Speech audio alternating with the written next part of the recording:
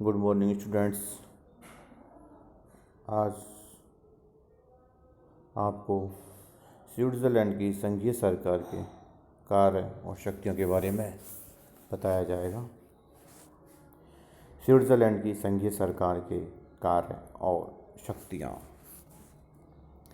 संघीय सरकार मुख्यतः एक प्रशासनिक संस्था है और संविधान के अनुच्छेद 174 के अनुसार इसमें स्विस राज्यमंडल की सर्वोच्च निर्देशन और कार्यपालिका शक्ति निहित है।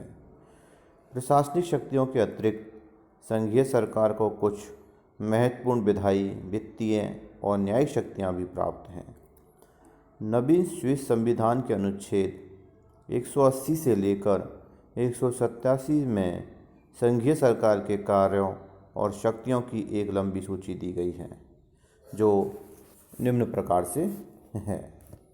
सर्वप्रथम शक्ति आती है संघीय सरकार की, वो है कार्यपालिका शक्तियाँ।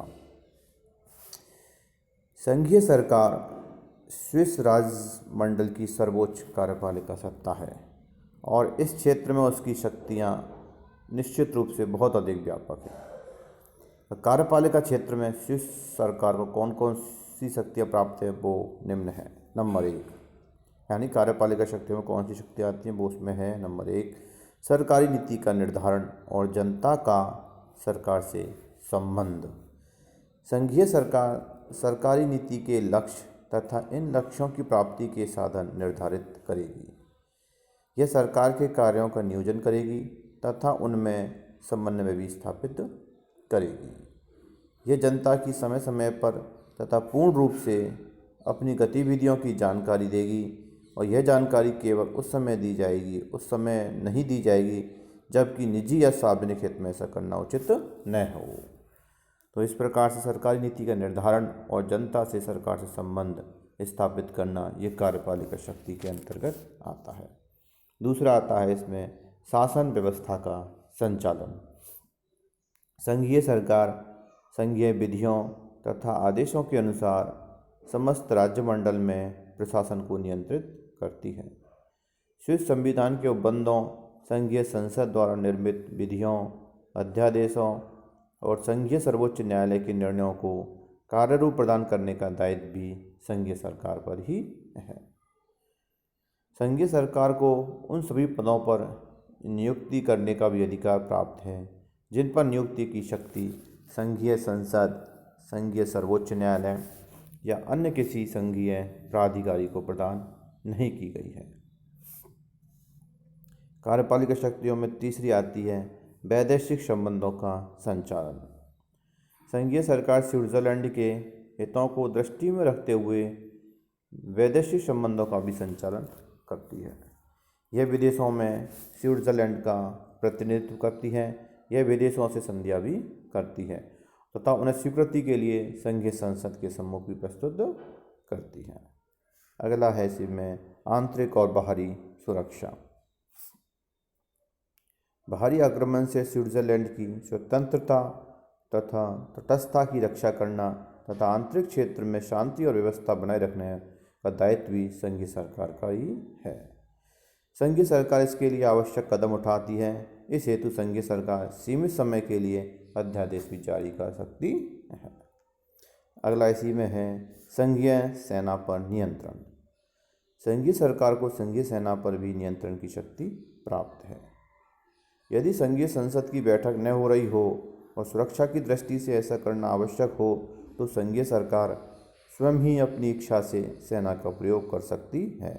लेकिन यदि 3 सप्ताह से अधिक की अवधि के लिए या 4000 से अधिक सैनिकों का प्रयोग करना हो तो इस पर संघीय संसद की स्वीकृति आवश्यक होती है।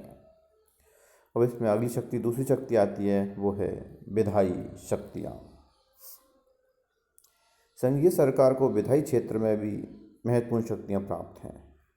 यद्यपि संघीय सरकार के सदस्य संघीय संसद के सदस्य नहीं होते, परंतु ये उनकी बैठकों में उपस्थित होते हैं और मत देने के अतिरिक्त अन्य सभी कार्यों में भाग लेते हैं।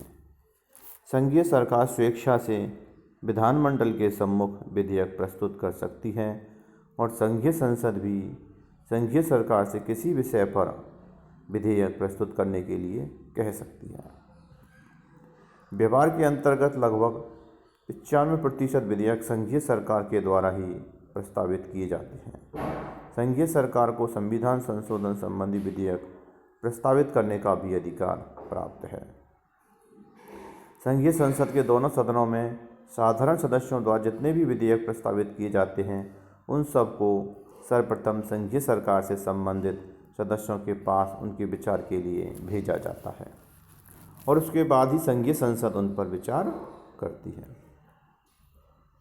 संघीय सरकार के सदस्य किसी विषय पर यह प्रस्ताव भी कर सकते हैं कि उस पर लोक निर्णय कराया जाए या नहीं कराया जाए। संघीय सरकार के सदस्य संघीय संसद की समितियों के विचार विमर्श में भी भाग लेकर कानून निर्माण का कार्य को भी प्रभावित करते हैं। अगली शक्ति आती है वो है वित्तीय शक्तियाँ, फाइनेंशियल पावर्स। वित्तीय क्षेत्र में भी संघीय सरकार को शक्तियाँ प्राप्त हैं। स्विस संघ के वित्तीय प्रशासन का संचालन इसी के द्वारा किया जाता है, यानी कि जो वित्त का जो संचालन है वो संघीय सरकार के द्वारा किया जाता है और बजट का निर्माण भी कौन करती है? संघीय सरकार ही करती है और उसको बजट को संघीय संसद के सम्मुख भी रखवाने का कार्य भी संघीय सरकार ही करती है। यह संघीय सरकार के आय और व्यय का हिसाब संघीय संसद को देती है। यह राजस्व तथा अन्य कर एकत्रित करती है और संसद द्वारा स्वीकृत व्यय की निगरानी भी रखती है। अगली शक्ति आती है राज्य मंडल और कैंटनों के बीच संबंधों का संचालन। संविधान के अनुच्छेद 186 में कहा गया है कि संघीय सरकार राज्य मंडल और कैंटनों के बीच संबंधों का भी संचालन करेगी तथा कैंटनों के साथ सहयोग करेगी।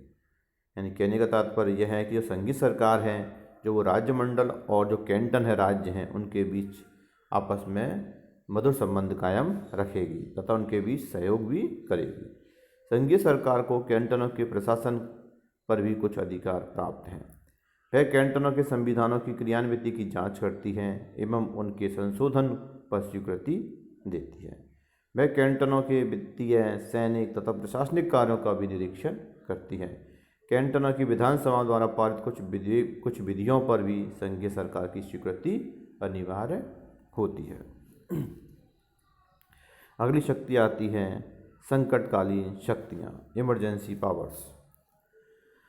1848 में निर्मित संविधान द्वारा पूर्व संविधान की कार्यपालिका संस्था संघीय परिषद को कोई संकटकालीन शक्तियाँ प्राप्त नहीं थी, लेकिन व्यवहार में जब कभी देश में आंतरिक तथा बाहरी परिस्थितियों के कारण संकट काल उत्पन्न हुआ है तो संघीय सभा ने परिषद को पूर्ण अधिकार दे दिए तथा संघीय परिषद ने बहुत कुछ सीमा तक अपने ही विवेक के अनुसार कार्य किया है।